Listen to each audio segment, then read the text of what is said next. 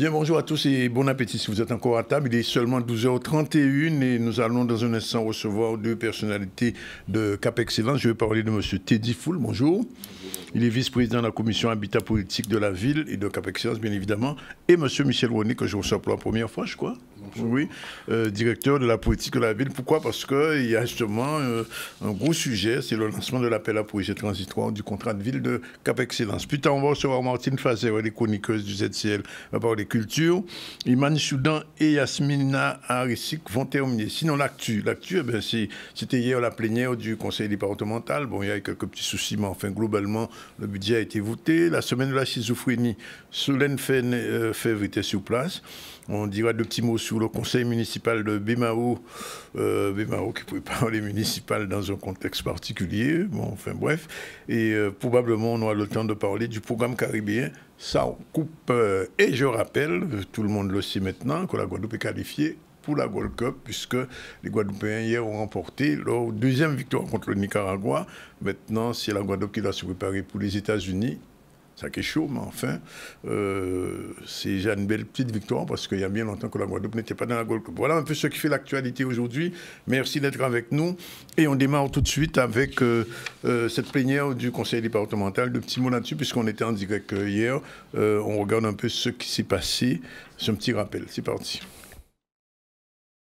Déjà, je remercie l'ensemble des collègues, puisque comme ce fut le cas l'an dernier, le budget a été voté à l'unanimité. C'est 966 millions qui seront consacrés, avec 166 millions pour l'investissement. Depuis notre arrivée, nous tenons à ce que le département puisse participer à l'aménagement du territoire et notamment en soutien aux collectivités.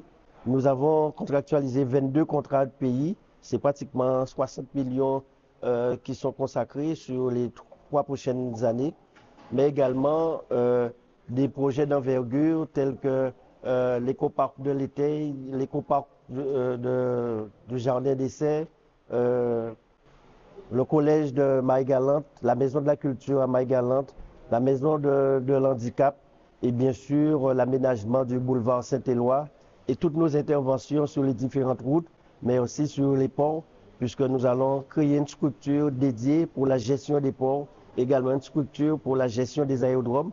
Nous avons inauguré il y a quelques semaines la réhabilitation de l'aérodrome de Grandbourg et nous allons poursuivre dans cela. Donc, d'où cette nécessité de ce budget de 966 millions, mais surtout 166 millions consacrés à l'investissement. Effectivement, j'avais eu l'occasion de dire que plutôt que de recentraliser la gestion du RSA, nous avons maintenu cette gestion ici. Il faut rappeler que c'est 80 millions qui restent à charge. C'est-à-dire, si ça coûte 180 millions, l'État nous donne seulement 100 millions. Il y a 80 millions sur le budget du département. Donc, chaque fois que nous allons baisser le RSA, c'est des marges supplémentaires que nous allons pouvoir obtenir, puisque là, pour cette année, le fait que nous ayons baissé de 3000 personnes à peu près le RSA, c'est pratiquement 4 millions d'euros de marge supplémentaires que nous pourrons avoir pour les autres politiques du département, l'insertion, l'amélioration de l'habitat ou la gestion des ports.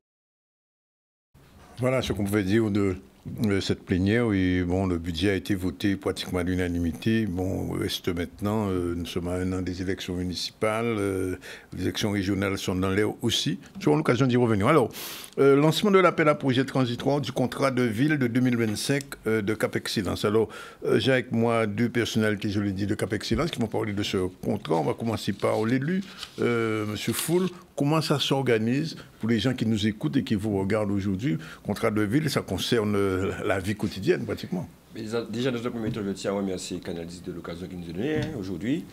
Le contrat de ville, c'est quoi? En fait, c'est l'ancien CUX. C'était une opération qui était menée de manière à ce que justement on puisse faire émerger dans les quartiers QPV, donc les quartiers prioritaires de vie, un certain nombre de projets, donc accompagner les associations, bon, avec des partenaires, donc je vais pas citer tous, mais je crois ils sont assez nombreux, c'est-à-dire une vingtaine, qui permettent justement aujourd'hui de mettre en place des opérations entre un accompagnement financier avec Cap Excellence notamment sur les territoires des abîmes et notamment de Pointe-à-Pitre, parce qu'on sait, sans fausse modestie, je suis issu quand même de ces quartiers, donc quartiers prioritaires de ville, donc les quartiers urbains. Et sans fausse modestie, je crois que je suis à même de savoir un petit peu quelles sont les problématiques qu'on rencontre.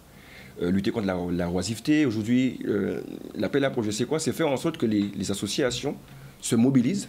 Donc je tiens à rappeler quand même que c'est une continuité, puisque l'expérience nous a démontré aujourd'hui, avec 250 associations qui sont venues justement, qui ont participé justement à cette première phase, ça montre bien qu'il y a un engouement, qu'il y a une motivation particulière à emmener des projets culturels, sportifs. On parle aussi de projets pour lutter contre toute forme d'illettrisme. En fait, le vrai potentiel des associations est mis en avant à travers justement ce projet d'accompagnement partenarial.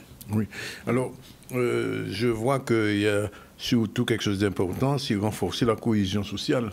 Parce que c'est une problématique qui se pose. Je me tourne vers le technicien.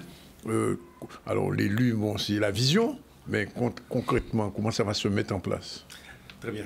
Alors concrètement, effectivement, l'appel à projet transitoire consiste à donner un espace aux opérateurs et notamment aux associations des quartiers pour présenter un certain nombre de projets en matière de cohésion sociale.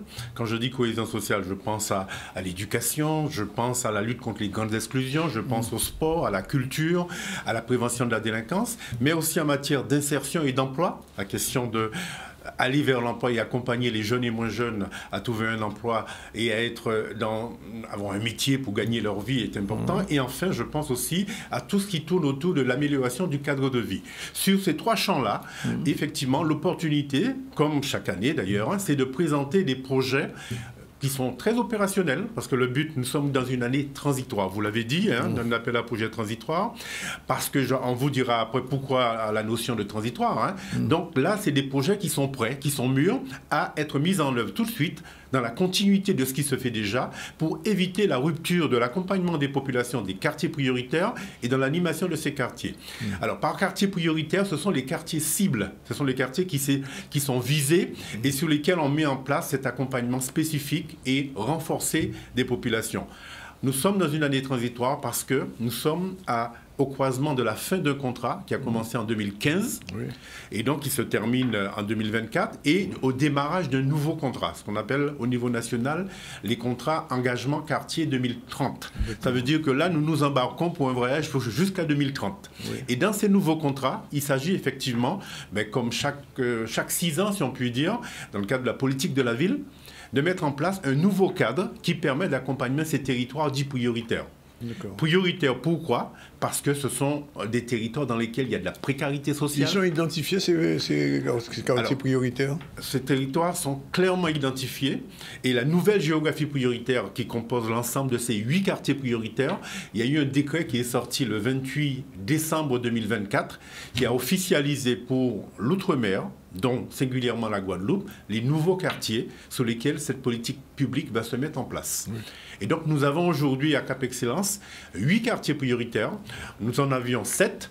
En fait, il y a eu un élargissement, une redéfinition, et notamment en termes de nouveaux quartiers. Ça s'étend sur les Abîmes, avec le quartier... Il y a des noms de quartiers quand même. Oui. Mais Grand Camp, le Rézé pour les Abîmes, Vieux-Bourg, bien entendu, quasiment Loricisque, Bergevin, la sortie sud-est, Carénage, les Lauriers et la Croix. Tout ça, ce sont les anciens quartiers. La nouveauté se situe du côté notamment des Abîmes, avec le quartier de Bois-Ripeau. Et de Grand Camp. Et il n'y avait pas Grand Camp avant. Grand Camp y était aussi. Ça a été reconfiguré, mais Grand Camp y était. Ça s'est élargi notamment sur aussi le quartier du Gazon. On a toute une zone là de du Gazon qui a été intégrée dans les quartiers prioritaires. Mais alors, en termes d'habitat, parce que je sais qu'il y a quelque temps, à Cap Excellence, on parlait de délocalisation. Alors, est-ce que dans ce projet, la question de la délocalisation va aussi se poser et en quels termes? On parle de quoi? De renouvellement urbain? Oui, bien sûr. Alors c'est vraiment l'enjeu majeur, quoi. Aujourd'hui, on ne peut pas parler d'accompagnement de la population, ne serait-ce que dans le décasement, dans le relogement, sans parler justement de ce projet qui fait, je dirais, une articulation justement avec la partie sociale. Aujourd'hui, tout le monde, je crois qu'on est unanime à reconnaître qu'il y avait une nécessité, ne serait-ce qu'en parlant de Vieux-Bourg. D'accord? Donc, Cap Excellence a mis, je dirais, le paquet sur cet aspect-là dans le cadre du nouveau programme de renouvellement urbain. Et c'est justement dans cette dynamique que les associations aussi sont appelées, parce qu'on parle de Vieux-Bourg, il y a quand même un fort potentiel sur ce territoire, de manière à ce que justement les projets aujourd'hui font écho, puisque si je dois faire référence à l'ensemble du territoire de la Guadeloupe, on parle de quartier QPV, on parle de contrat de ville. Il faut savoir que sur la Guadeloupe, il y a, si je ne me trompe, 5 appels à projets, 5 contrats de ville. Ouais. Et simplement dont Bastère, je crois. Hein. Le Grand Sud Caraïbe. Le Grand Sud Caraïbe. Oui, Grand Sud Caraïbe, oui. Et si on fait référence dans le redécoupage, il y en a 8, en fait, sur 16 quartiers qui représentent la Guadeloupe, il y en a 8 principalement sur Cap Excellence. Oui. Donc du coup, c'est pour bien montrer qu'il y a une vraie dynamique aujourd'hui, parce que je peux considérer comme l'appel à projet, le contrat de ville de Cap Excellence est comme un moteur qui aujourd'hui fait référence à ce que cette nécessité d'avoir cet accompagnement a été traduit justement par un renouvellement. C'est bien pour ça que Michel fait référence à ce qu'il y ait une prolongation au mois en 2030. Parce que quelque part aujourd'hui, les associations, parce que par le passé, c'était un peu systématique. Les gens venaient, il y avait du volontariat, il y avait du bénévolat, mais à un certain moment, il fallait structurer les choses. Aujourd'hui, les associations ont besoin d'avoir cette ingénierie, cet accompagnement. Donc la CAF notamment fait partie des partenaires qui ont rejoint toute cette équipe-là aujourd'hui pour pouvoir renforcer cet aspect-là, donc l'aspect social, qui fait qu'aujourd'hui,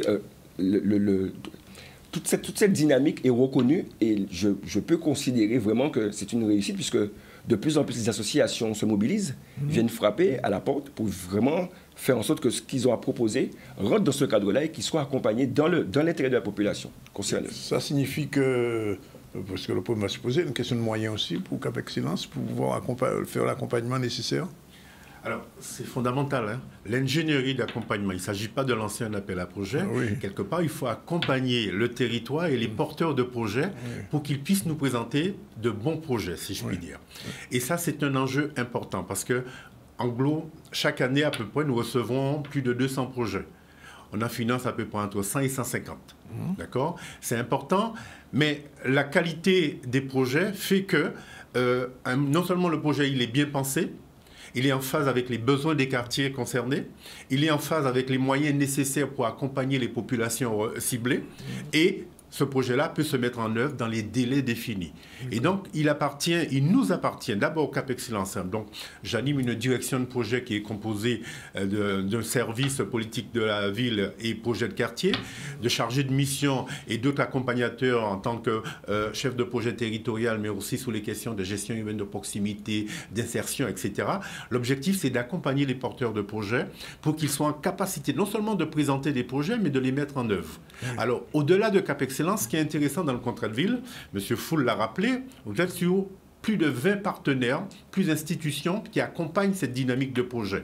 Ça veut dire que non seulement il y a les 3 villes membres de l'agglomération, les collectivités majeures, départements, régions, mais aussi l'État et les services de l'État. Je vois l'ARS, par exemple. Puis, plus les différentes agences, ARS, la CAF, le Pôle emploi, la mission locale, et les bailleurs sociaux. France Travail, effectivement. Et les bailleurs sociaux, nous sommes tous dans cette dynamique de projet. Et chacun contribue, non seulement dans les cofinancements des projets, mais aussi à accompagner les associations, justement la dynamique citoyenne, à apporter des réponses qualifiées, complémentaires au service public. Alors, je pose la question à M. Foul, si c'est un projet, l'appel à projet comme une transitoire jusqu'à 2030, si on se projette un petit peu, visuellement, qu'est-ce qui peut être amélioré d'ici 2030 dans ce cadre de politique de la ville? C'est-à-dire que les gens qui nous regardent en ce moment disent, bon, mais d'accord, je crois d'habiter à Azote, etc. Mais concrètement, qui habitent à Caillé, qu'est-ce qui va changer au niveau de la politique de la ville? Je prends un exemple tout simple. J'ai eu l'occasion de recevoir ici plusieurs fois nous représentants de Cap Excellence au niveau d'un projet d'EMOS, je crois, musical qui s'y fait. Culture, oui, qui s'est fait dans des quartiers populaires prioritaires, et ça a donné un résultat que ces jeunes-là sont même, je crois même, sont arrivés au niveau musical assez haut. Alors, dans d'autres domaines, au niveau des activités culturelles ou autres ou économiques, qu'est-ce qui veut être vu d'ici quelques temps? Alors, je peux prendre un champ, le champ de l'insertion, par exemple. Ça fait partie aussi des projets qui peuvent être portés Et il y a aujourd'hui, on peut en témoigner, il y a des associations qui ont porté leurs projets, qui ont été accompagnés. Je peux prendre comme référence Ressourcerie, la Ressourcerie. Ah oui. Avec David Deschamps, je crois, si je ne me trompe pas. Cette association, aujourd'hui, elle a démontré son potentiel à pouvoir ramener justement un nouveau projet qui consiste justement à recycler les vêtements. Et aujourd'hui, cette dynamique-là est reconnue à l'échelle de la Guadeloupe. Tout à fait. Donc on peut voir partir un projet de Cap Excellence, mais qui va concerner aussi. Mais l'idée, c'est de faire quoi? Faire en sorte que sur ce secteur, des jeunes ou des moins jeunes qui sont en précarité d'emploi peuvent justement participer. Donc, faire en sorte que ces projets-là puissent intégrer principalement le public de Cap Excellence, mais qui peut faire en sorte que ce soit au-delà. Oui, j'ai bien compris. Alors, donc, cet appel à projet a commencé le 17 mars, il y a quelques jours. Il se termine? Alors, ça a été lancé effectivement le 17, donc cette semaine, et ça va jusqu'au 14 avril. Oui. Il s'agit, au plus tard, le 14 avril, pour les porteurs de projets, de présenter leur projet via la plateforme Dauphin. Oui. Ils sont au courant. C'est une plateforme qu'on mutualise avec l'État. C'est sous cette plateforme-là que tous les projets sont déposés et ils sont ensuite récupérés pour être instruits et validés par les partenaires financeurs. Donc, entre le 17 et le 14, bon, on a quand même le temps parce que presque un mois quand même. On a près de mois. C'est quand même beaucoup de projets aussi qui sont en renouvellement. Les opérateurs ont l'habitude, ils connaissent un peu le dispositif, mais on a aussi cette opportunité d'accompagner de nouveaux projets. Oui. Ça veut dire en matière d'éducation, en matière d'insertion, en matière de cadre de vie, et en matière économique, bien entendu, de création d'activités dans les quartiers. Oui, on a la possibilité d'accompagner de nouveaux projets. Oui. Donc, logiquement, ça changera un petit peu le paysage de la ville d'une manière générale. Mais j'ai envie de dire, ça fait aussi faire naître certaines vocations. Oui. Je prends l'exemple. Cap Excellence a eu à accompagner certaines associations, notamment dans le sport, et on a vu que des jeunes de ces quartiers deviennent par la suite des champions en Guadeloupe. Oui. Donc ça permet aussi quand même que sur le territoire, on puisse faire naître, voire même identifier quelques pépites qui par la suite font des références justement issues de ces quartiers-là pour montrer qu'en fait, qu'il y a de vraies ressources dans ces quartiers.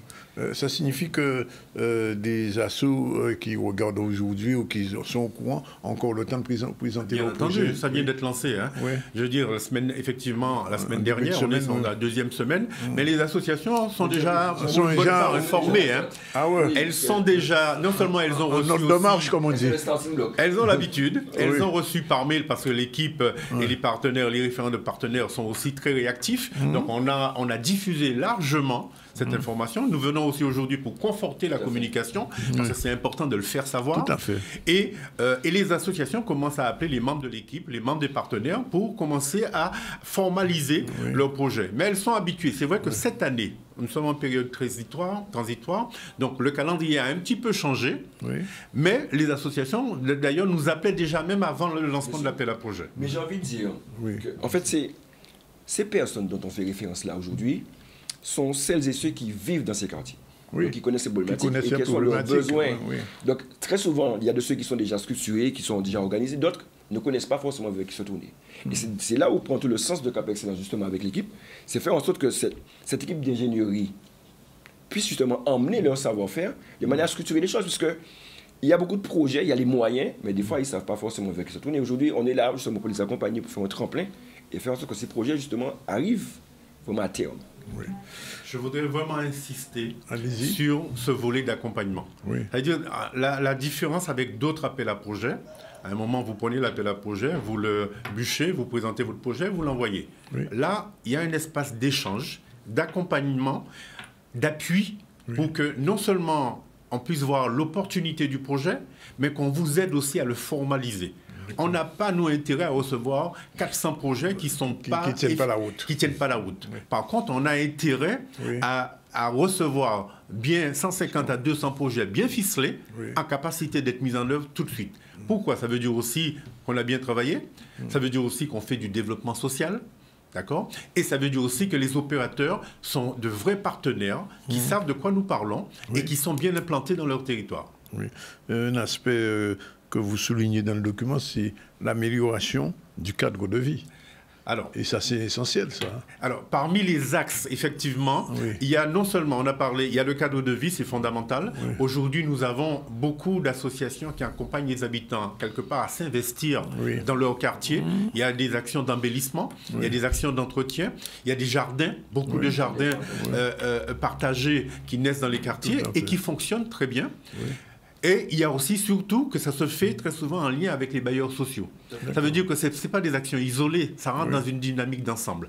Après, effectivement, il y a tout ce qui concerne la cohésion sociale. J'aimerais quand même revenir là-dessus, parce qu'aujourd'hui, nous avons la chance à Cap Excellence d'avoir aussi beaucoup d'associations, mais des équipements qui ont un vrai projet, une vraie mission d'animer les quartiers, d'animer la vie sociale dans les quartiers. Je parle des centres sociaux, je parle des espaces de vie sociale et je parle bien sûr de toutes les associations autour qui portent de manière un peu concertée et ensemble ce projet-là. Et c'est cet ensemble d'actions supplémentaires qui donne de la qualité au fonctionnement des quartiers, au bien-être dans les quartiers, et qui permettent aux habitants, quelque part, d'être accompagnés de manière un peu plus qualifiée. C'est ma dernière question, je la pose quand même. Vous avez parlé dans cet appel à projet, beaucoup de Pointe-à-Pitre à BIM, peu de BIMAO.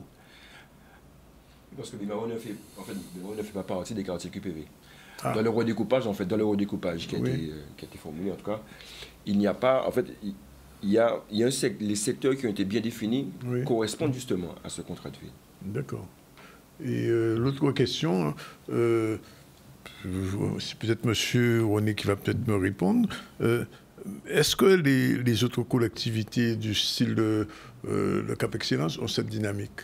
Oui, M. Foul rappelait tout à l'heure qu'en Guadeloupe, il n'y a pas que Cap Excellence comme contrat de ville. Oui, bien sûr. D'accord. Mais il faut revenir à la définition de ce qu'on appelle la géographie prioritaire. Chez nous, c'est vrai que cette année, à partir pour le nouveau contrat qui se prépare, BMAO n'est plus dedans. Avant, BMAO était dans l'ancien contrat avec des quartiers de veille active. D'accord. Néanmoins, BMAO sera accompagné par l'agglomération dans sa politique de cohésion sociale. Donc ça ne veut pas dire que ça va s'arrêter sur BMAO. Simplement, BMAO ne sera plus dans le contrat de ville, puisque l'État n'est pas prioritaire, c'est ça. Voilà, l'État n'a pas validé des quartiers prioritaires sur le territoire de BMAO. Nos 8 quartiers prioritaires se trouvent maintenant exclusivement sur Pointe-à-Pitre et les abîmes. D'accord. Et la question complémentaire, c'était les autres territoires. Oui. Alors, ce qui est intéressant quand même en Guadeloupe aujourd'hui, avec l'État vient d'accompagner avec les collectivités, les EPCI, Cap Excellence notamment, la création aussi d'un centre de ressources de la politique de la ville. Ça veut dire aussi les différents territoires, les différents professionnels en politique de la ville, en développement social de la Guadeloupe vont travailler ensemble. Parce que nous, on a la chance d'avoir une dynamique territoriale, on a des actions très intéressantes, des opérateurs bien investis, mais on peut échanger, et des techniciens qui sont investis, en tout cas qui croient à ce qu'ils font, et qui sont vraiment... Moi, je me définis souvent comme un technicien militant, parce que j'y crois. Et je pense qu'il faut accompagner le territoire. Et le territoire, non seulement en a besoin, mais a la capacité aussi de recevoir cet accompagnement. Mais par ailleurs, ce qui est intéressant, c'est qu'on peut échanger aussi avec les autres territoires des contrats de ville de Guadeloupe. Maintenant, avec ce centre de ressources, on va pouvoir aussi, à un moment, sur les pratiques chez Cap Excellence, ou alors d'autres actions des autres territoires, on va pouvoir aussi dire, ah ben tiens, ça marche là, on va expérimenter. Cap Excellence devient une sorte de laboratoire, pratiquement. Mais ne le devient pas, ça fait longtemps qu'on l'est. Oui, non, je ne dis pas aux autres collectivités. Alors, les autres contrats de ville aussi, en date aussi de 2015, voire au-delà. Oui. Je veux dire, et on est déjà en échange de pratiques depuis quand même plusieurs années. D'accord. Cette année 2025, là, il y a un nouvel espace, il y a de nouveaux échanges qui vont se mettre en place, mais c'est une continuité. En tout cas, c'est un beau projet. Enfin, ce qu'on souhaite, c'est que ça aboutisse au souhait, à la vision politique et à la vision technique, et puis et que dans la conurbation Pointe-à-Pitre Abîme, qu'on sente d'ici quelques années l'évolution. Et le vivre ensemble s'améliore. Je voudrais juste rajouter, parce que vous parliez tout à l'heure de est-ce que le paysage commence à changer. Oui. Alors, dans le contrat de ville de Cap Excellence, M. Foul l'a rappelé, il en est aussi l'accompagnateur en tant qu'élu, c'est le programme de renouvellement urbain. Oui. Et vous voyez déjà... On le voit. Vous voyez déjà que, justement, le paysage change. Je l'ai vu pour Grand Camp, déjà, par exemple. On a récemment... On est impliqué, mais la dynamique, c'est la suivante, c'est faire en sorte que cette continuité, justement, de développement, on ne peut pas la faire sans la population. Tout à fait. C'est elle qui est concernée. Et c'est d'ailleurs pour ça que justement ce projet permet que nous ayons une proximité particulière avec la population qui est concernée, de manière à faire émerger, mais penser aussi que quelque part, c'est leur quotidien. Donc on ne peut pas aujourd'hui se dire qu'on va simplement faire des murs, des buildings, ce n'est pas l'objectif recherché, c'est surtout faire en sorte qu'on puisse, lors de concertation, des échanges, de partage et autres, faire naître aussi quelque part les ambitions qui émanent justement de cette population. Et c'est d'ailleurs pour ça que nous travaillons. Bien, alors, un dernier mot sur le dossier de l'appel à projet. Oui. Ce dossier de l'appel à projet est déjà sur le site de Cap Excellence, et normalement aussi sur le site des partenaires. Et donc il est accessible à tous les porteurs de projets. Ce qui est important, c'est de lire la note de cadrage qui définit clairement non seulement le cadre, les objectifs et ce qui est attendu, et qui donne surtout tous les contacts nécessaires pour que les opérateurs ne se sentent pas isolés.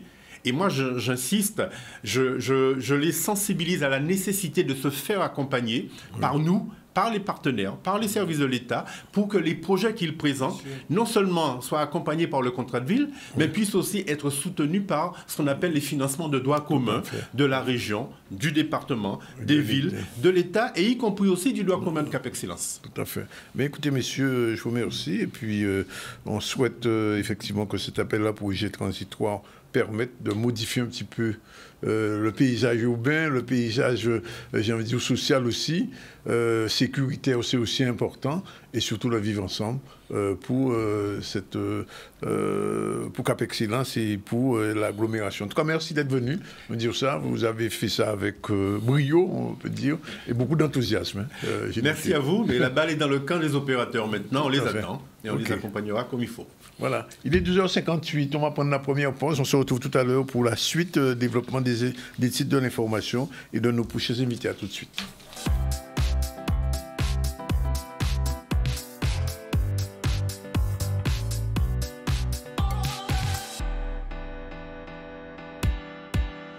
Voilà, nous sommes revenus avec vous, il est 13h04. Dans un instant, on va recevoir Martine Fazer, la chroniqueuse du Mercredi. Bonjour Martine. Bonjour Dani, comment ça va? Il y a beaucoup de choses à dire aujourd'hui. Oh là là, plein. Plein. Bon, alors, on fait rapidement deux titres sur l'actualité. La semaine de la schizophrénie, c'est Solène Fèvre qui était sur place. Reportage, on regarde.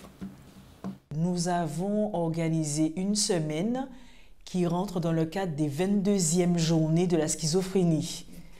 Donc, en fait, c'était pour mieux sensibiliser et démystifier et déstigmatiser la maladie, parce qu'on se rend compte que la schizophrénie prend une grande place. Et donc, on a décidé de faire une semaine de sensibilisation. C'était important pour nous, pour démystifier, pour que les patients ne se retrouvent pas isolés, pour déstigmatiser et aussi pour mieux sensibiliser à cette maladie et la comprendre surtout et éviter tout isolement. La schizophrénie, c'est un trouble qu'on l'enclasse parmi les troubles psychotiques. Donc les troubles psychotiques, il y en a plusieurs, il n'y a pas que la schizophrénie. Il y a les troubles paranoïaques, il y a d'autres troubles. Voilà, c'est vraiment un grand groupe de troubles psychiatriques qui s'appelle les troubles psychotiques et dans lesquels on retrouve la schizophrénie. Il y a des services d'action précoce où on va dépister les patients les plus jeunes chez qui on peut avoir des symptômes, ce qu'on appelle les symptômes pré-psychotiques. Qui précèdent en fait la déclaration même de la maladie, qui précèdent en fait ce qu'on appelle le premier épisode psychotique. Donc, et là, voilà, on va pouvoir travailler, souvent c'est à l'école, hein, c'est au lycée, c'est au collège, et on va pouvoir un peu dépister ces patients pour lesquels on a des symptômes qui peuvent alerter sur le développement ou non hein, d'une future psychose. Le côté médical, croyez-moi, il a toute sa place d'être et toute son importance d'être. Mais l'amour d'une famille, moi c'est le cas qui me concerne, c'est l'amour que je porte à mon frère, qui fait que le combat est beaucoup plus facile pour moi de l'encaisser et de me mettre à l'abri des autres pour pouvoir mieux avancer avec lui. C'est les 5 premières années où le traitement va être le plus efficace du fait des phénomènes neurobiologiques dans le cerveau qui sont actifs, qui sont particulièrement actifs pendant les 5 premières années. Donc si la maladie est prise tôt, dans les 5 premières années, le pronostic est très bon. Enfin, il est bien meilleur que si la maladie est prise à un stade tardif. Donc voilà, il faut consulter. On vit très bien avec cette maladie. Quand c'est bien soigné, il n'y a aucun problème. Si on laisse traîner les choses, c'est un peu plus compliqué. Donc voilà, donc c'est tout ce que j'ai à vous dire. Si on peut retenir quelque chose, c'est ce conseil. Il ne faut pas craindre cette maladie-là. Il ne faut pas forcément repousser le patient en état de schizophrénie, mais essayer peut-être tendre la main, de comprendre, ou bien orienter, quand vous avez une information ou autre, d'orienter un parent qui est dans cette difficulté que vous voyez, de pouvoir lui dire, voilà, il existe tant et tant centres pour pouvoir lui porter, voilà, parce que croyez-moi, ça soulage le cœur et l'état d'esprit. C'est une pathologie qui, malheureusement, se développe beaucoup en Guadeloupe et c'est pas un hasard. On va y revenir. Martine, bonjour.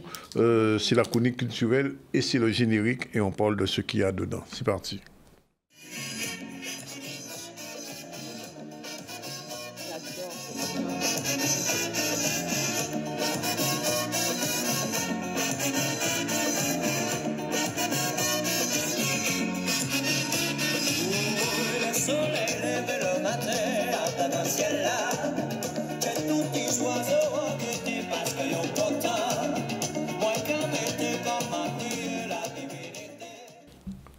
Martine, j'imagine que la semaine culturelle va être lourde, mais je te pose une question globalement, rapidement, avant que tu commences.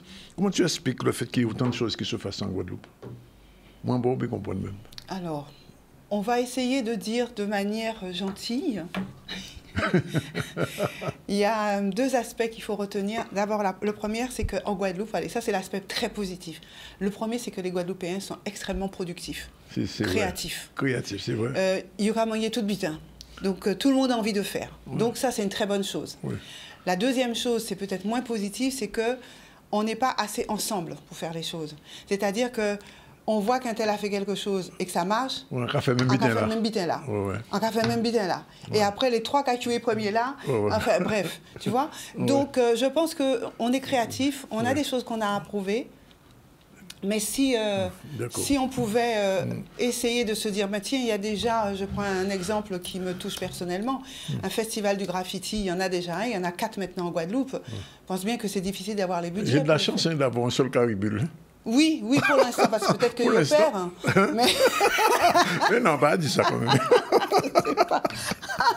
Non, mais c'est ça. Et on a une matière première qui est généreuse. Je pense qu'il faudrait qu'on prenne l'habitude de la mettre ensemble, de se dire... Peut-être que, je dis ça souvent depuis quelques années, peut-être qu'il faudrait une structure... Il faut une structure encadrante. Qui gère, voilà. Qui arrive à rassembler tous les projets, tous les trucs, et puis qui fasse un calendrier. Qui fasse un calendrier, et puis quand ça se ressemble trop... Je prends un exemple au Moule, mais c'est certainement vrai ailleurs. Hein. À Moule, il y a beaucoup de choses, mais cependant, Madame le maire a érigé une règle qui est respectée par le service en charge du territoire et de son animation. C'est que les associations se rassemblent, par exemple, à Noël, pour que tout le monde ne fasse pas son chanter Noël 10 dans un quartier. Tu vois, et puis même pour d'autres événements, c'est ah ben vous voulez faire ça, mais attention à la même date, il y a quelque chose. Rassemblez-vous un tel et un tel. Mais c'est ça qu'il faudrait au niveau général. Et au niveau de notre si on arrivait territoire, il faut avoir cette structure qui essaye un petit peu de cadrer et de voir comment on peut essaimer durant toute l'année des événements, mais que ce soit construit ou ensemble, ou qu'il n'y en ait qu'un seul, parce qu'il a sa légitimité. Tu sais, la Guadeloupe, c'est la terre des festivals. Je sais ça. Et je vais faire un papier dessus, enfin un débat. Ah, d'accord. Ouais. Bon, alors... Enfin bref, voilà. Bon, donc, vous parlez. Nous parler. Alors, Danick, je sors un peu de mes sentiers battus, mais c'est ce qui donne du piment à ces chroniques, c'est que ça s'appelle la culture selon Martine, et la culture, ça peut être culture culturelle. Oui. Culture, ça nous qu'a mangé hébreu, pourquoi pas. Mais culture aussi, ce que nous sommes, ce que nous faisons dans tous les sens. Et là, je rentre dans un sentier qui n'est pas le mien, le sport. Mais pourquoi pas? Parce que finalement, le sport, c'est culturel en Guadeloupe. Tu sais qu'avant, on appelait des trucs l'OMCS. C'est vrai. Au office municipal de la culture et des sports. Et bon, c'est pour ça. Hein. Eh oui, il y avait déjà, c'était des précurseurs. Et comme ton truc s'appelle CSM, donc... voilà, la culture selon Martine. Je mets ça comme je veux. Et donc, pourquoi je parle de sport aujourd'hui? Parce que j'ai voulu rendre un hommage à un grand sportif. Un boxeur, un puncher, un boxeur. Ah, d'accord, je sais. Et Georges Foreman. Ouais. Georges Foreman, l'un des plus grands boxeurs. Si pas plus grand que Cassius Clay, quand même. Alors, justement, on va y arriver. J'ai dit l'un des plus grands. Ah, d'accord, pas le. C'est l'un des plus grands. Oui. Voilà, c'est pas le. Il est né en janvier 49 et il est mort tout récemment, le 21 mars 2025. C'est pour ça qu'il m'a paru important d'en parler. Tout à fait. Il est mort à 76 ans en ayant boxé pratiquement toute sa vie. C'est pour ça que je dis c'est l'un des plus grands, mais c'était vraiment le puncher du siècle. C'est celui qui, en général, en un round, mettait KO son adversaire. C'est pas Ce type, c'était... Il pâtait les pets de temps. C'est un nouveau. C'est boum, à terre. Donc, il a une manière, il a boxé dans la catégorie poids lourd. Il a également été champion olympique en 68, une grande année, 68 de l'olympisme. Champion du monde professionnel, WBA. Il a eu tous les honneurs qu'on pouvait avoir. En 73 et 74, il était aussi grand champion de la Boxing Council, je ne sais pas trop quoi. Et au bout d'une carrière comme ça, où il a été vraiment invaincu sur au moins 40 matchs, il doit rencontrer Ali. Ali revient, Ali est là. Et donc, ce match-là était extraordinaire, c'était en 74. C'était un match, premier match qui se déroulait en Afrique, à Kinshasa. Donc tu imagines bien, là-bas, Ali, c'est un dieu. Foreman, pour sa part, il est reconnu comme un grand boxeur, mais il a le rôle de méchant dans ce combat-là. Parce que Ali s'occupe beaucoup des Noirs, de la cause des Noirs. Donc il est connu partout pour ce travail-là, et Foreman un peu moins. Donc, ce grand match qui se fait en 74 à Kinshasa est un match qui rassemble 100 000 personnes. C'est un truc historique, non? Mais un truc historique, c'est le combat. C'est le combat du siècle. Et donc, là, le promoteur, il décide que vraiment... organiser ce championnat entre Foreman et Mohamed Ali dans un stade qui s'appelait à l'époque Tata Raphaël et appelé Stade du 20 mai à un moment. C'est à Kinshasa, c'est au Zaïre. Ça se passe dans un lieu vraiment emblématique aussi. Et c'est le premier championnat du monde qui est organisé en Afrique, je viens de le dire. Alors même le président de la République a fait tout ce qu'il fallait pour que les choses se passent là et que ça se passe le mieux possible. Eh bien... Mohamed Ali, il a étudié quand même avant ce match la technique de Foreman. Il s'est dit, en général, un round, 2 maximum. Lui, ses matchs, c'est plutôt 10 à 12 rounds. Donc il s'est dit, je ne peux pas continuer comme ça. Il faut que je le fatigue, mais il faut que je me protège et que je le fatigue. Donc il met en place une technique de combat pour Foreman, où il joue à la danseuse. Et il avait annoncé à la presse, je vais danser sur le ring. Personne n'avait compris. Mais il sautillait, il dansait, très souple, et surtout une protection armée de sa poitrine et de son visage. Et donc, Foreman n'a pas réussi en un round de le mettre KO. Il a fallu aller jusqu'au moins à 8 pour pouvoir arriver à bout. Mais cette fois-ci, c'est Mohamed qui, avec un uppercut, l'a mis à terre. C'était son premier KO à Foreman. Et après, il n'en a jamais eu un seul autre. Il est revenu champion du monde après oui, il est revenu. Plusieurs fois, il a fait ses retours sur le ring, avec beaucoup de succès. Et le dernier match, il a rencontré un jeune qui avait une différence de près de 22 ans avec lui. Il était plus fort dans son jeu, mais il avait quand même 22 ans de plus que son adversaire. Et donc, c'est en fait, les juges ont eu le sentiment, en tout cas, ont décidé que, pas au point, le nombre de points, ce jeune boxeur avait gagné. Foreman n'a pas dénoncé, il s'est dit qu'il partait quand même de façon noble. Et il a entraîné, il a apporté sa pierre à l'édifice. Et il a eu d'autres combats avec Frazier, que tout le monde connaît aussi comme étant un des grands boxeurs de l'époque. Mais voilà, il a fallu s'arrêter. Son combat de 74 a été quand même consacré comme étant le combat du siècle, qui a apporté le Zaïre au délire, je l'ai dit, et depuis, il n'y a jamais eu un match comme celui-ci. Et donc, c'était une manière de faire un hommage à ce grand monsieur de la boxe. Il le fallait. Moi, je ne boxe pas. Oui. Puisque tu parles de sport, il faut quand même rappeler que les Guadambois sont qualifiés pour la Gold Cup. Au bout, ça vibrait, tout vibre, je veux dire. C'est normal, mais c'est normal, parce qu'il y a longtemps que les Guadambois n'étaient pas allés à la Gold Cup, ils avaient toujours été marginalisés un petit peu. Et là, donc, et la Guadeloupe va vibrer, je pense, à un seul cœur. On a préparé le voyage pour les États-Unis. On a préparé le voyage pour les États-Unis. Il faut nous soutien. C'est l'occasion pour moi, même si c'est un beau sujet, mais comme je sais que mon temps est quand même s'il est un peu plus grand aujourd'hui. Il te reste encore 13 minutes. Ah, super, je parlais de la mer. Pas de la mer qui porte l'enfant, mais la mer, là, nous qu'à nager. La mer bleue. La mer bleue, oui, la mer bleue. Il y a eu la mer de Nîmes, mais là, c'est la mer bleue. L'année de la mer, à l'occasion de l'année de la mer, c'est sur le thème de la mer en commun. La mer, celle qui est notre mère à tous et que nous partageons, quels que soient les continents. Et cette mer, bien, le ministère de la Culture a proposé une programmation toute une année. Donc, nous sommes dans l'année de la mer, hein, avec ce thème de la mer en commun, une programmation pour mieux comprendre les différents enjeux que sont ceux maritimes de ce patrimoine liquide qui nous entoure et qui appartient à chacun d'entre nous. Et donc, de parler de toutes les précautions que nous devons prendre par rapport à cet élément. Donc c'est un rendez-vous qui est dans l'agenda international, national et j'espère qu'il le sera régional.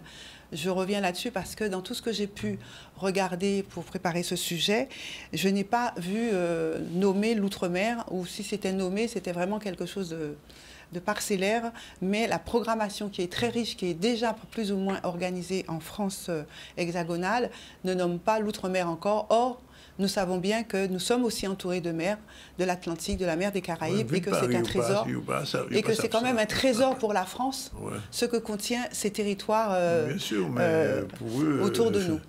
Donc nous verrons si ça avance, mais en tout cas... Cette manifestation a commencé le 1er janvier dernier et va se dérouler durant toute l'année 2025 avec un certain nombre d'événements, essentiellement sur la France, en tout cas pour la partie Europe, enfin pour la partie France, essentiellement à Marseille, à Nice, toutes ces villes qui sont portuaires et qui sont au bord de mer vont être pendant toute une année investies d'un certain nombre de rencontres, des colloques, des congrès, des animations sur la mer, enfin un grand nombre d'activités. Je reviendrai prochainement dessus pour compléter l'information. Et je pense que j'irai poser la question de ce qui est, puisque au niveau de la DAC, où j'ai regardé également, où on publie l'ensemble des informations culturelles, puisque c'est vraiment conçu aussi comme une une manifestation culturelle, au titre de tous ces événements, qu'ils soient des jeux, que ce soit des colloques, des conférences, des rencontres, entre différents partenaires. Donc c'est vrai qu'on peut y voir aussi une forme culturelle, d'autant que c'est le ministère de la Culture qui porte cet événement. Donc je reviendrai dessus parce que j'ai besoin de vérifier quel est le programme additionnel qui peut être mis en place pour l'outre-mer et plus particulièrement pour la Guadeloupe, la Martinique. Y en a-t-il un? Y a-t-il été prévu? Pour l'instant, je n'ai pas cette information. On continue avec l'agenda. Je reviens juste sur Courteline, qui est toujours de retour. Cette troupe qui a commencé à présenter sa dernière pièce qui s'appelle Duplex rencontre un petit succès sur son trajet. Donc il y a pas mal de dates encore à venir. Donc le 21 mars c'est passé, je ne m'y arrête pas, le 22 aussi, le 23. Mais il y a encore des dates en avril, le 10 et le 11 avril prochain. Vous avez des dates pour aller voir cette pièce qui fait son petit bonhomme de chemin en Guadeloupe et qui est quand même proposée par une compagnie que nous connaissons tous, celle de Courteline, qui est en Guadeloupe depuis de nombreuses années et qui nous a déjà produit des petits bijoux. On poursuit avec du cinéma, cette fois-ci. Voyons, aurais-je un nouveau regard vers toi, Danick, lorsque je parle de cette... Il y a toujours un nouveau regard. Hein. Nouveau regard, c'est le nom de ce festival. 8e édition pour ce festival du cinéma qui va débuter là prochainement. 8e édition du Nouveau Regard, film festival qui va se tenir du 2 au 6 avril prochain en Guadeloupe et qui met en lumière le cinéma caribéen, ça on le sait, et international à travers une large programmation qui est assez audacieuse et qui va se déployer sur tout notre territoire, sur différents lieux. Donc quelques séances inédites, balades cinématographiques à Pointe-à-Pitre, avec des regards croisés, des coups de cœur avec l'artiste Chris par exemple, mais également une sélection de plus de 40 films venant de 20 pays différents qui nous permettront d'avoir une véritable palette d'avant-première et d'expériences en réalité virtuelle. Tu sais quel est le film qui sera en ouverture? Pas encore. Fanon. Ah oui, le film que je n'ai pas encore vu non plus. Non, il sort... mais je l'ai vu l'annonce, la bande-annonce surtout. C'est un Guadeloupéen qui l'a réalisé, oui, tu sais, aussi. Barney, Jean-Claude Barney. Jean-Claude Barney, mais le cinéma guadeloupéen, vraiment, il prend ballon. Mais Barney, c'est pas son premier galop d'essai. Hein. Ah non, non, non. C'est un réalisateur magnifique. Il a une présence en plus, Negmaron, bien sûr. Et donc, ça m'étonne à peine qu'il s'est emparé de ce sujet. Donc, en tout cas, le lieu mémorial sera donc un haut lieu de restitution caribéenne pour ce festival. Donc je vous propose vraiment d'aller sur le site de Nouveau Regard. Vous allez avoir toute la programmation, tous les lieux de diffusion. Et donc il y a aussi un engagement pour les enfants cette année avec donc là aussi un cinéma pour les kids, les jeunes, une initiative inédite en milieu carcéral qui va être diffusée donc, et qui s'intitule lui Libre Regard. Donc allez-y, n'hésitez pas. Et si vous êtes plutôt prêts, 06 90 99 43 66, c'est le numéro de téléphone de Maïté Perrault qui se charge des contacts presse et qui est en avant-garde sur ce festival. Je poursuis rapidement, 19 Tu n'as rien dit sur Zion? Il n'y a rien à dire. Ah, Zion, mais Danick, quand même, franchement, comment j'ai pu oublier ça? Oui, j'ai vu le film Zion. Oui. Qui j'ai entendu Mon Dieu. Je vais dire un gros mot, Danick. Ouais. Putain, nous faut même. Ouais. Hein? Bon. C'est génial. Alors, tu sais quoi? La plupart des gens qui l'ont vu me disent, en cas où vous voyez. Ah non, mais il faut, parce que ce film contient énormément de messages. Ouais. Alors, on peut y voir le côté, oui, mais la Guadeloupe n'a pas ça. Ouais. C'est vrai. A pas ça seulement, mais c'est ça aussi. C'est ça aussi. C'est ça aussi. Nous ne pouvons pas faire médier à ça. C'est ça la Guadeloupe. Et la jeunesse aujourd'hui qui est en perdition, c'est ça. Rapide, la moto, le gros truc, ça peut faire la balance. Une belle fille avec de belles fesses, ça fait la balance aussi. Mais ce côté paternel qui, je ne veux pas spolier bien sûr le film, mais ce qu'on voit au travers de ce personnage, ça fait venir les larmes aux yeux. Tout n'est pas perdu. La réalisation est top. Ce jeune acteur est génial, Zébris tout autant. Ah ouais, Zébris, ça, ouais. Ah non, mais j'ai kiffé ce film du début jusqu'à la fin. Tu te plonges dedans et après, quand c'est fini, tu as les larmes aux yeux. Cancel, elle est magnifique dans son rôle aussi. Enfin, tout est aux petits oignons. Tout est aux petits oignons. Là, allez le voir. Là, il est bon, faut dire. Allez le voir si vous ne l'avez pas encore vu. Prenez votre place d'avance parce que les cinémas sont pris d'assaut. Donc, aïe, parce que c'est la Guadeloupe qui l'a, la vraie Guadeloupe. Ça n'a rien à voir avec des films à qui on donne de l'argent, qui sont tournés sur place et qui nous... Là, sont guadeloupéens. C'est la Guadeloupe telle qu'elle est, mais avec des temps également magnifiques. Donc, il faut aller le voir. Moi, je retournerai. Donc, 19-21 mars, c'est la 4e édition des Journées du patrimoine. J'en avais déjà parlé, culture immatérielle des Antilles. J'en reparle rapidement, c'est juste pour vous dire, si vous n'avez pas pu y aller, c'est à Marie-Galante. C'était 3 jours, mais il reste des, comment on appelle ça, il reste des vestiges de ça. Vous avez des lieux qui représentent ce patrimoine de Marie-Galante. Donc, c'est plus le festival vraiment Journée du patrimoine, mais tous ces lieux existent, ces lieux qu'il faut aller visiter, les métiers d'art, les gens qui continuent à porter le traditionnel de Marie-Galante à travers l'artisanat, donc le bois, les fibres végétales, tout cela. Si vous allez à Marie-Galante, allez à la rencontre de ces commerçants, de ces artisans qui prônent Marie-Galante, voilà, qui font tout ce qu'il faut pour que cette belle île ne soit pas désertée et désertique. En tout cas, d'un point de vue architectural et commercial et artisanal, enfin surtout artisanal, Marie-Galante se pose bien là et on en reparlera bientôt avec le festival qui arrive. Salon du mariage, ça existe toujours. C'est quand ? C'est là, le 28, mardi 28, ils ouvrent la billetterie, mais là, j'ai pas mis les dates, 28, 29 et 30 mars, à l'hôtel Arouarac. Donc, 3 jours pour, si vous avez déjà votre moitié, pour aller avec lui, voir qui va organiser ce moment merveilleux pour vous. Alors là, bien sûr, il y aura défilé, il y aura beauté, il y aura tout ce qu'il faut pour organiser votre mariage et la billetterie est ouverte. Vous pouvez appeler au 06 31 28 95 79 pour pouvoir retenir vos places. Ma chère amie Winnie Kaona, Winnie, toujours sur la scène. Elle a sorti un bouquin. Elle a sorti un bouquin, absolument. Oui. Tranche de vie vue au travers de la Biguine, tranche de vie sur le pas de la Biguine par Winnie Kaona. Elle sera aujourd'hui à Milénis pour une signature dédicace, entre 16h30 et 18h30, oui. D'accord. Elle sera à la médiathèque du Moule, vendredi 28, à 18h30. Elle sera à Cultura à Destréland, ça c'est samedi 29 de 9h à 12h. Et elle vous rencontrera avec plaisir pour vous dédicacer son dernier ouvrage et puis vous parler de Biguine, bien évidemment. Et je te donne une info que tu n'as pas encore. Le 31 mars, ils ont un teaser dessous elle. Ah! Oui, organisé par le conseil départemental. Je viens de recevoir le communiqué. En général, je reçois pour les artistes, je reçois c'est le 30 ou le 31. 30 ou 31, je vais mars. Je pas encore. Un teaser dessous au conseil départemental. Oui, j'ai assisté à ce oui, ils font un teaser de bas. Hein? Oui, ils font un teaser de bas. Pour tout ça, j'ai fait au niveau culturel. Ben, peut-être que fait un zédou en moins, peut-être. En quel dimanche de ça? On pas demandé rien, mais si ça vient. En tout cas, ils m'ont invité pour celui d'Anzala. Effectivement, j'avais pas mal collaboré avec Yvon. Et donc, j'étais invitée à celui-ci et celui d'une danseuse aussi. 21 février au 15 avril au MACT, on présente en partenariat avec la région Guadeloupe Parole en Cannes. C'est une belle exposition que nous a préparée Antoine Nabajotte, qui était resté un peu, on va dire, tranquille pendant quelques temps. Et là, il nous sort le grand jeu. Donc, parole énoncée dans les champs de Cannes, parole du travail contraint, du travail dominé, parole de la terrible souffrance, une indescriptible pauvreté dans laquelle c'est toujours laissé entendre comme étant une trace, une clameur de libération, de revendication d'identité, de désir d'humanité.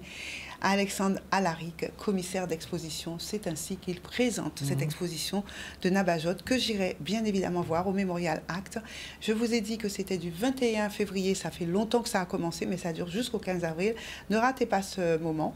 C'est de 9h à 18h au Mémorial Act. Voilà. Allez, on danse indienne, j'ai encore une minute. Oui, Bollywood il te reste Show. 1 minute et demie. Eh bien, c'est bon. Bollywood Show. Vendredi 28 mars, à partir de 19h, salle Robert Loison, au Mall, si vous avez envie de danser. Du Bollywood, oui. Bollywood, avec la participation des groupes Tal, Ranga, de Capesterre Bello, Archipel One, de Saint-Claude, etc.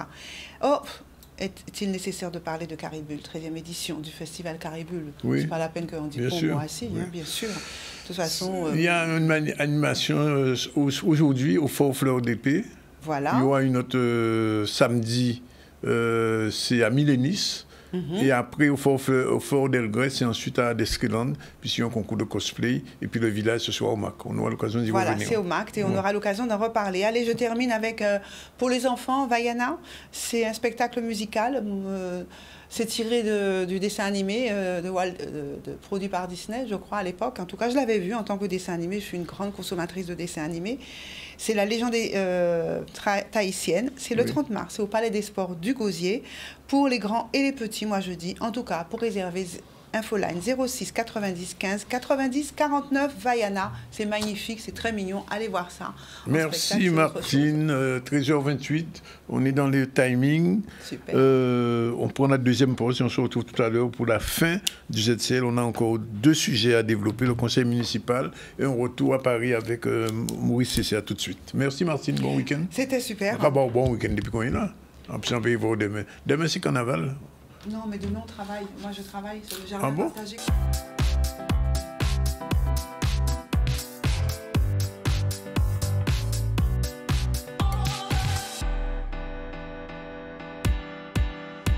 Voilà, c'est le final du ZCL. Et dans un instant, on va recevoir 2 jolies femmes. Yasmina, bonjour. Bonjour Dani. Merci d'être là. Avec plaisir. Et une reine aussi qui est là. Bonjour la reine, avec sa couronne. Bah oui, je suis venue avec une couronne aujourd'hui. Oui, ça va? Très bien, merci. Tout va bien, bon. Dans un instant, on revient vers vous. Conseil municipal de Bémao, c'est parti, Vianney Valverde.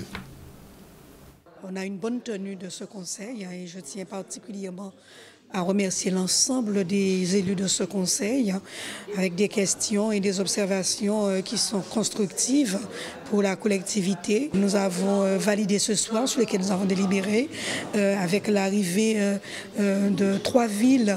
Je veux parler de la ville de Le Moule, Capesterre de Marie-Galante et Pointe-Noire, au sein de la SPL Cœur d'énergie, créée par la collectivité et la région Guadeloupe. Et bien maintenant, aujourd'hui, c'est plusieurs villes qui y sont. Donc voilà, les gens apprécient de pouvoir venir, hein, les différents maires. Et puis, nous avons surtout aussi, à la fin de ce conseil, hein, présenté des projets d'action en direction des familles bémaotiennes, des enfants aussi également, ou des plus jeunes, dans le cadre d'un appel à projet avec la CAF. Il s'agit dans un premier temps, d'accompagner les parents ainsi que les enfants, bien sûr, et leur permettre de passer du temps, d'échanger, de se rapprocher. Dans un deuxième temps, nous sommes sur des vacances. Il s'agira de faire en sorte que nos jeunes puissent pouvoir réussir leurs vacances au sein de cette collectivité de Bémao. et puis un autre, toujours dans ce cadre-là, où les jeunes pourront découvrir à la fois la ville, le patrimoine de la ville, voilà, ainsi que d'autres actions qui sont menées de sorties, découvertes qui seront menées. À la fin, nous terminons par, bien sûr, la fixation des taux. Nous avons voté les taux pour tout ce qui concerne des impôts sur la taxe foncière, sur le foncier non bâti et les résidences secondaires. Et la ville de Bemao, respectueuse des engagements qu'elle avait pris, en tout cas au niveau de nos concitoyens, hein, respectueuse des engagements que j'ai moi-même pris en 2020, et bien fort de cela, chaque année, les taux sont maintenus au niveau de la collectivité de Bemao, et donc c'est ce qui s'est produit encore ce soir. Donc les 3 taux sont maintenus au même niveau pour cette année 2025. Merci, papa. Bien, alors, rapidement, avec Maurice Cessé, un petit tour à Paris, parce qu'il a fait rencontrer un élu martiniquais, et ce sera le dernier sujet du jour, 13h39. C'est parti. Bienvenue, je me trouve rue Dino en compagnie de Giovanni William, le député de la Martinique, qui vient de s'entretenir avec Manuel Valls, ministre des Outre-mer. Alors, quels ont été les sujets abordés, monsieur le député? Écoutez, il y a eu énormément de sujets abordés. Évidemment, la question de la cherté de la vie, la question également du SIOM qui doit intervenir dans les prochains mois. Il y a des sujets qui me tiennent particulièrement à cœur, notamment la question du e-commerce dans nos territoires et ce taux de pénétration qui n'est pas suffisant et qui permettrait une concurrence plus importante et une réduction des prix concernant nos compatriotes. La question des déchets également. Le ministre a été sensible à cette question-là. Et enfin, la coopération régionale. Là aussi, sujet important pour nos territoires dans un cadre démographique compliqué, notamment pour la Martinique et la Guadeloupe. Il sait que j'ai déposé avec mon collègue Elie Kalifer notamment un rapport sur la démographie. Et là aussi, nous avons des propositions concrètes. Il n'a été question que du concret.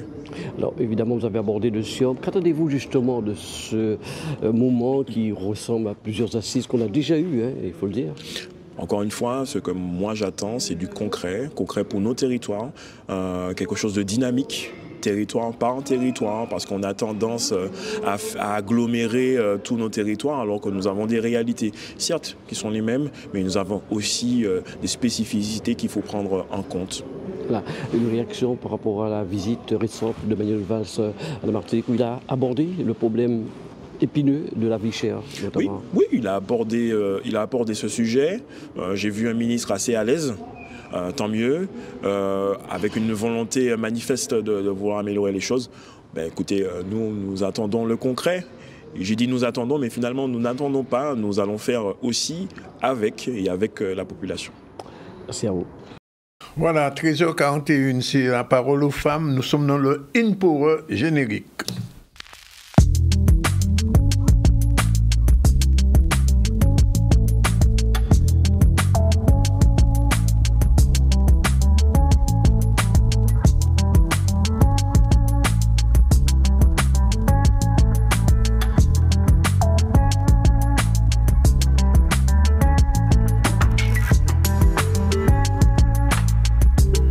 Iman et Yasmina, bonjour. Alors Iman, quand je fais ça par exemple avec mon portable, je fais une photo, c'est bien moi?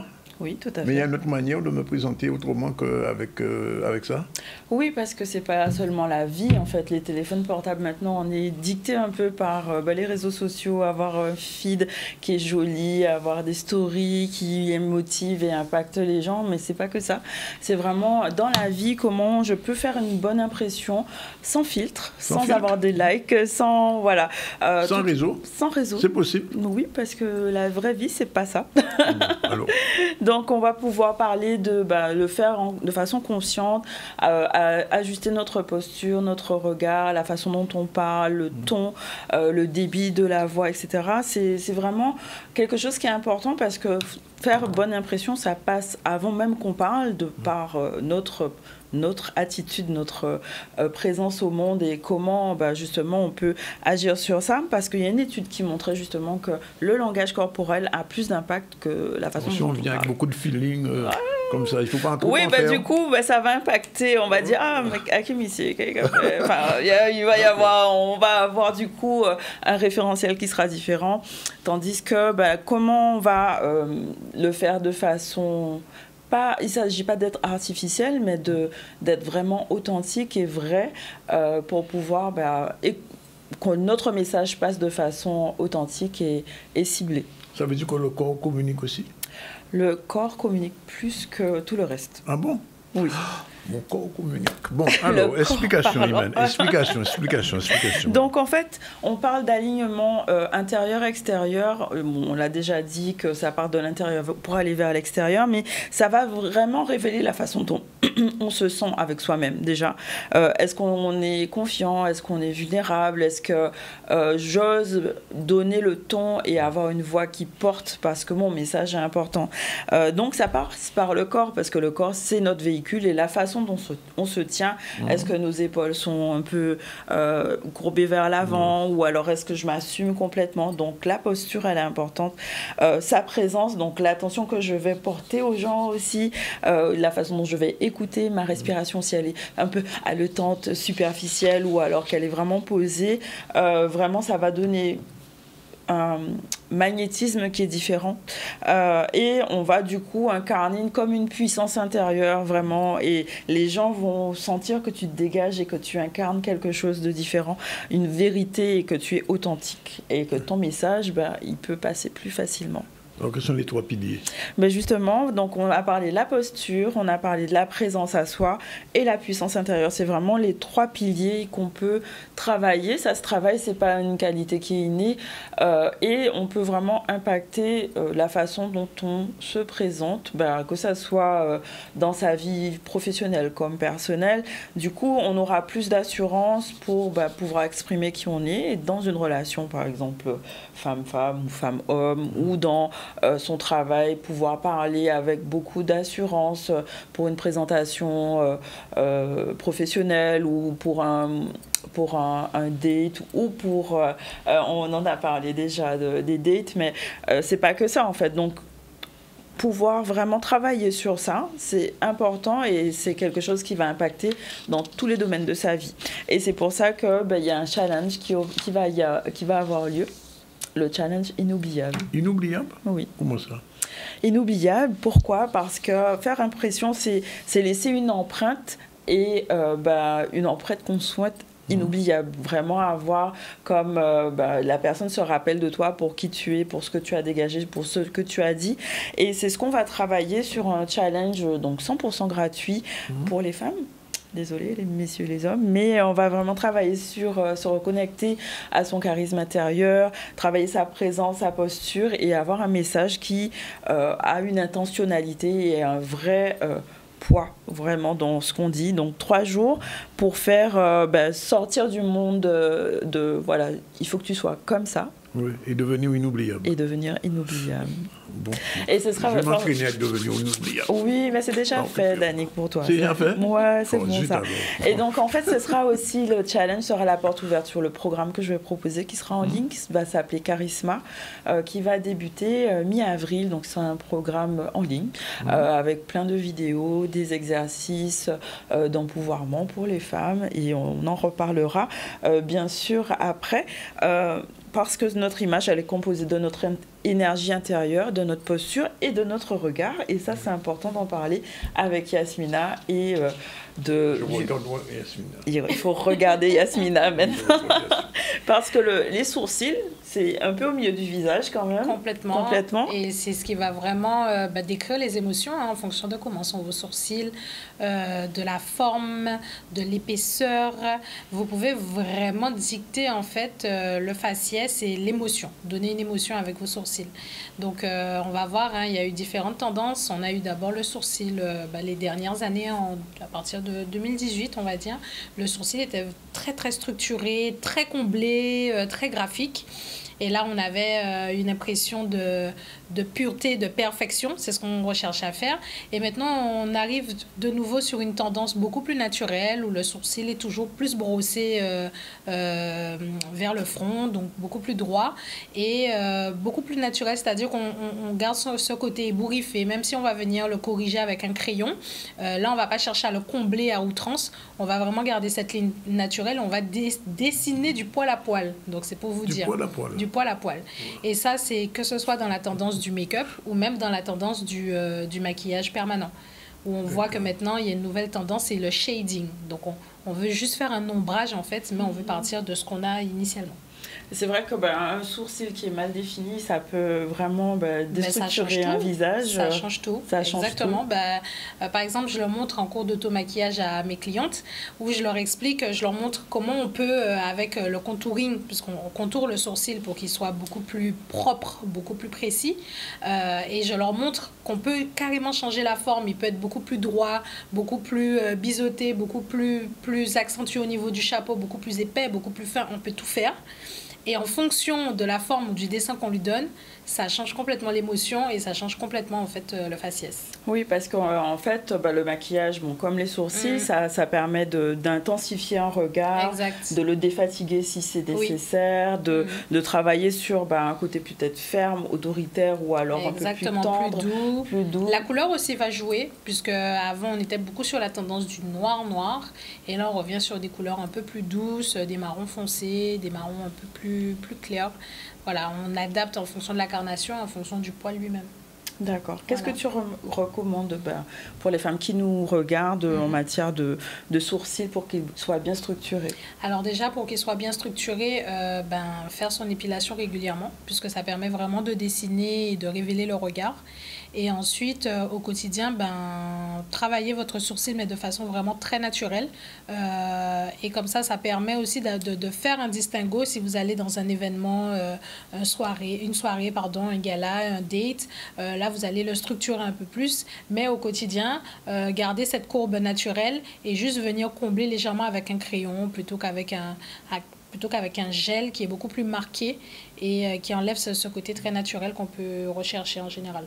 D'accord, donc naturel, mais quand même fixé, parce que on est dans un pays chaud, donc il faut de la tenue. Alors pour la tenue, vous avez différentes techniques. Vous avez le mascara transparent que vous pouvez appliquer directement pour venir brosser le poil et lui donner la forme que vous voulez, plus allongé, plus droit, plus entre les deux.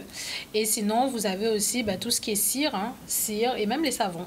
On ne le sait pas, mais même avec les savons. D'accord. Vous avez donc des avec savons son très savon, sympas. on passe... Alors pas n'importe quel savon, je pourrais en conseiller un. Donc suivez-nous sur PB Cosmetics Guadeloupe. Je mettrai en story, mais vous avez des savons, c'est des pains de savon sur lesquels vous mettez un petit peu d'eau. Vous avez une technique avec le goupillon, vous venez vraiment plaquer le sourcil et ça ne bouge pas. De toute la journée. De toute la journée. Oh là là, incroyable. Donc suivez sa story PB Cosmetics et c'est vrai que le regard, c'est un premier message qu'on envoie. Enfin, son visage, de toute façon, c'est le premier message qu'on renvoie et c'est important de pouvoir travailler sur ça pour pouvoir, s'il ne s'agit pas d'être parfaite, encore une fois. Non, l'objectif n'est pas ça, mais ce sont des outils qu'on a à disposition. Pourquoi pas les utiliser pour intensifier un regard, être plus charismatique et donner cette impression, en tout cas, si on ne l'est pas encore, on n'a pas fini ce travail à l'intérieur, de confiance, en fait, tout simplement. D'accord. Et justement, ça fait écho avec le prochain épisode qui sort demain de Power Talks, donc de notre podcast. On parle de la femme antillaise actuelle qui est entre plusieurs choses, sortir du potomitan, mais trouver son identité, faire face à ses défis actuels. Et on a un petit extrait. Un petit extrait de podcast, on écoute. Voilà. C'est parti.